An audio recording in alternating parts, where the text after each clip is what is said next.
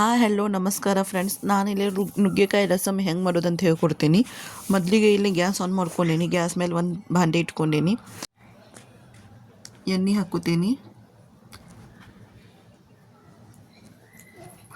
ಎಣ್ಣೆ ಕಾದ್ಮೇಲೆ ಸಾಸಿವೆ ಹಾಕೋತೀನಿ, ಜೀರಿಗೆ ಹಾಕೋತೀನಿ.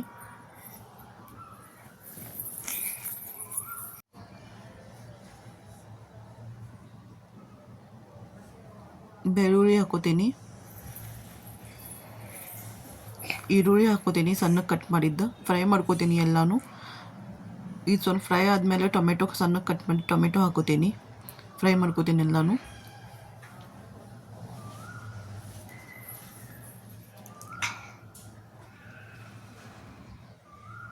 ಈಗ ಎಲ್ಲ ಫ್ರೈ ಆಗೈತಿ. ಇದ್ರೊಳಗೆ ನುಗ್ಗೆಕಾಯಿ ಹಾಕೋತೀನಿ, ಸಿಪ್ಪೆ ಸುಲ್ದು ಇಟ್ಟಿದ್ದು.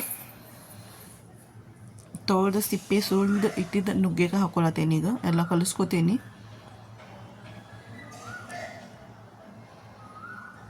ಉಪ್ಪು, ಖಾರ, ಅರಿಶಿನ, ಗರಂ ಮಸಾಲ ಪುಡಿ, ಇಲ್ಲಾಂದ್ರೆ ಸಾಂಬಾರು ಪುಡಿ ಹಾಕೋಬೋದು ನೀವು. ಉಪ್ಪು ಹಾಕೊಂಡೇನಿ. ಇಲ್ಲಿ ಅರಿಶಿನ ಪುಡಿ ಹಾಕೊಳತ್ತೀನಿ.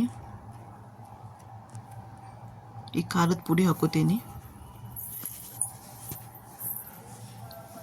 ಗರಂ ಮಸಾಲ ಪುಡಿ ಹಾಕೋತೀನಿ ನಾನೀಗ.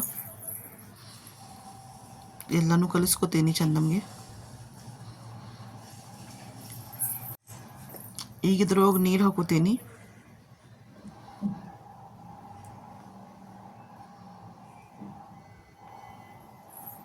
ನಿಮಗೆ ನೀರು ಎಷ್ಟು ಬೇಕು ನೋಡ್ಕೊಂಡು ಹಾಕೋರಿ ನೀವು ನೀರು.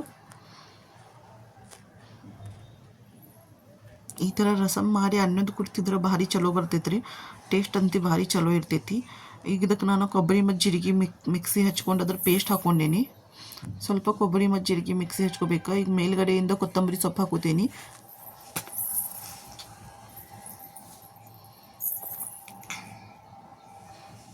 ಈಗ ಇದನ್ನು ಒಂದು 5 ನಿಮಿಷ ಕುದಿಸ್ಕೊತೀನಿ ಚಂದಂಗೆ. ನುಗ್ಗೆಕಾಯಿ ಎಲ್ಲ ಬೇಯಬೇಕಾದ ಅಷ್ಟು ತನಕ ಕುದಿಸ್ಕೊತೀನಿ ಮುಚ್ಚಳ ಮುಚ್ಚಿ.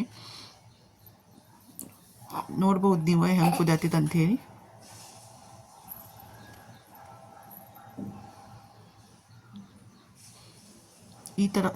ಈ ಥರ ಒಂದ್ಸಲ ಟ್ರೈ ಮಾಡಿ ನೋಡ್ರಿ. ಅನ್ನೋದು ಕೂಡ ಭಾರಿ ಚಂದ ಹತ್ತೈತಿದೆ ಟೇಸ್ಟ್.